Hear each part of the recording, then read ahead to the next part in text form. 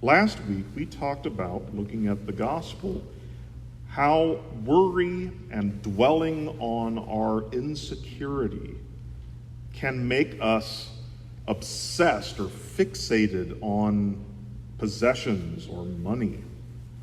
It can, over time, make us selfish, habitually greedy, even mean-spirited.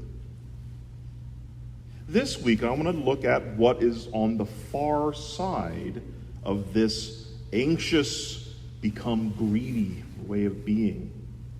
And what's on the far side of this are two of the central Christian virtues: faith and hope. The author of Hebrews begins our reading today, as Roy read, talking about what faith is. And he links together faith and hope. He says faith is the assurance of things hoped for, the conviction of things not seen. In this chapter of Hebrews that we're going to look at, faith especially has to do with believing a promise. These are many different people. We look at the example of Abraham and Sarah, but there are many different people who believe in God's promise for something in the future. Now, a promise is something that is at present not here. It's invisible. But earlier on in the book of Hebrews, the author of Hebrews in chapter 6 calls hope an anchor of the soul. Hope is an anchor of the soul, a sure and steadfast anchor of the soul, it calls it.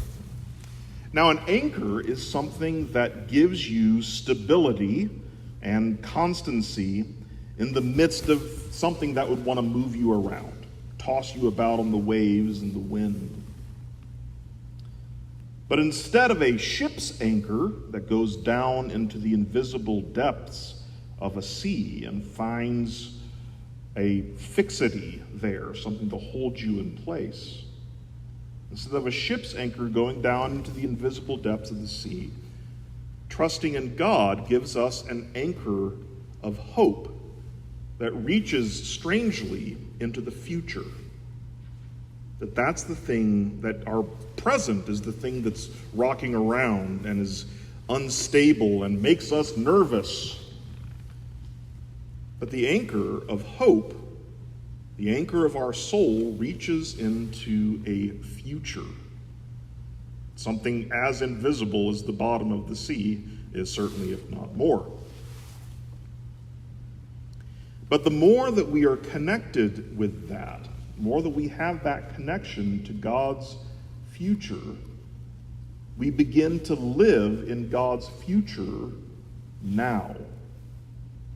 We begin to live, that stability doesn't come from anything that we have, that we possess in the present.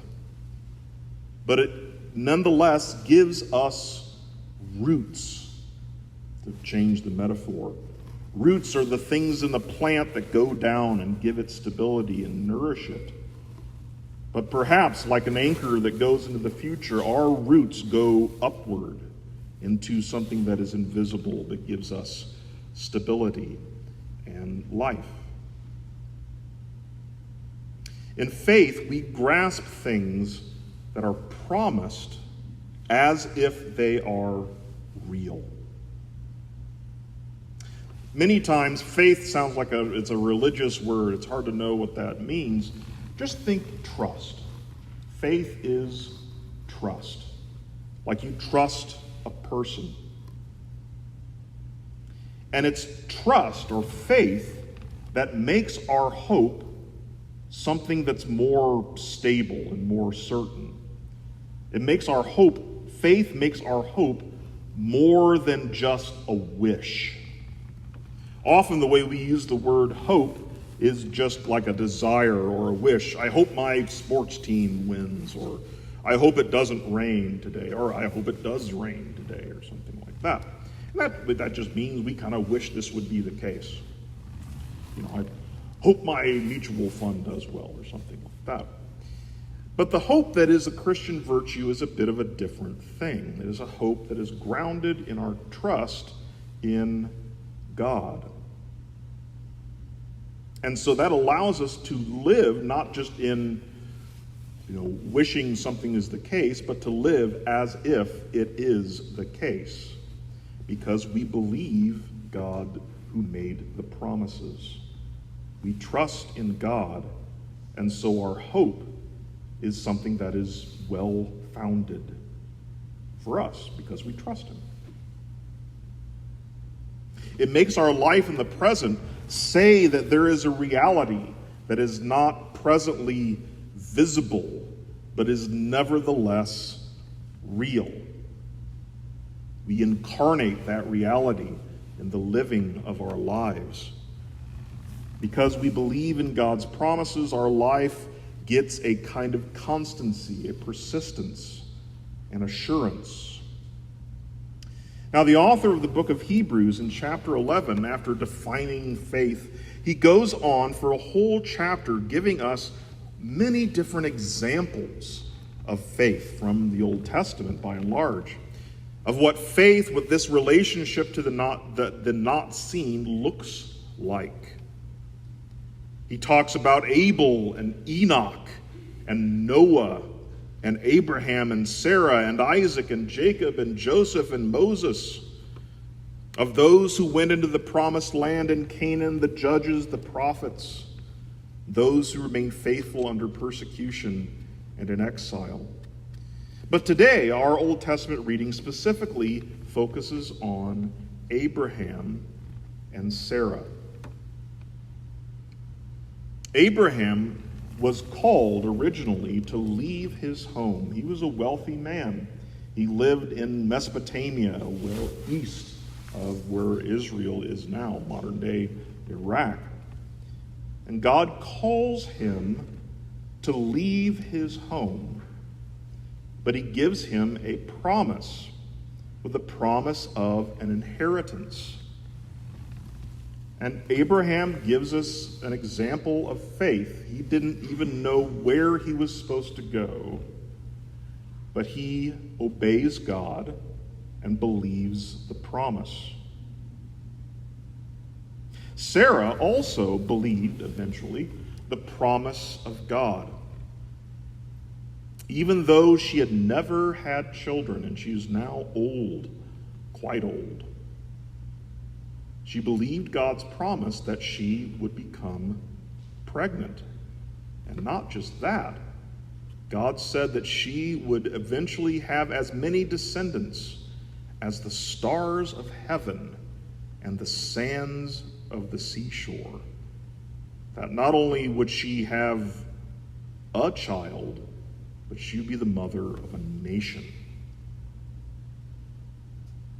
Now, the promises made to Abraham and to Sarah that they would inherit this land and that they would have a nation of descendants, they only just saw the very hints of this during their lifetime.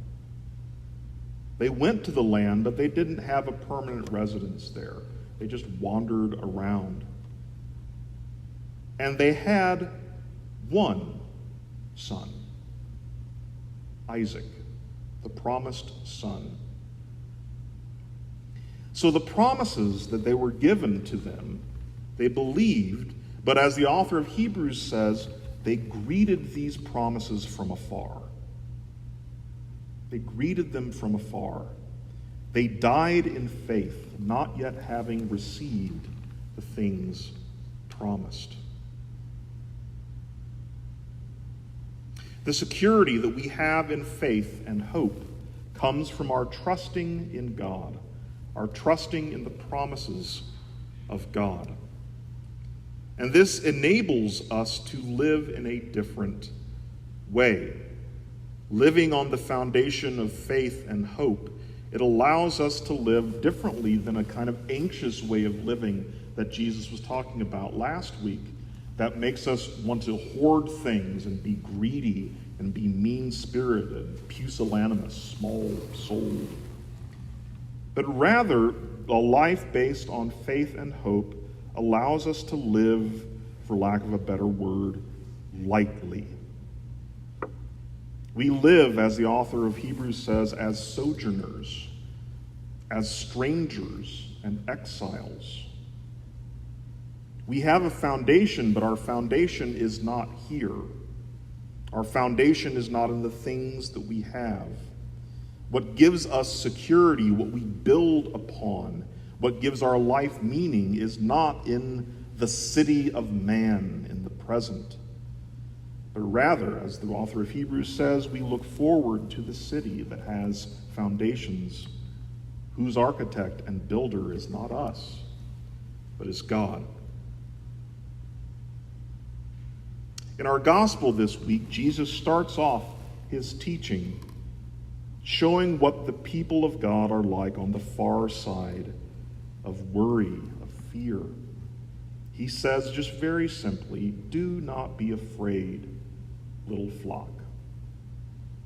Don't be afraid. Don't worry, little flock. Someone's taking care of you. You are the flock of a shepherd. You have a shepherd. Do not be afraid, little flock, for it is your Father's good pleasure to give you the kingdom.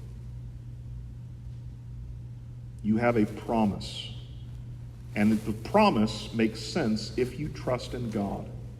You trust that is this your Father does care about you and will give you what he says he will give you.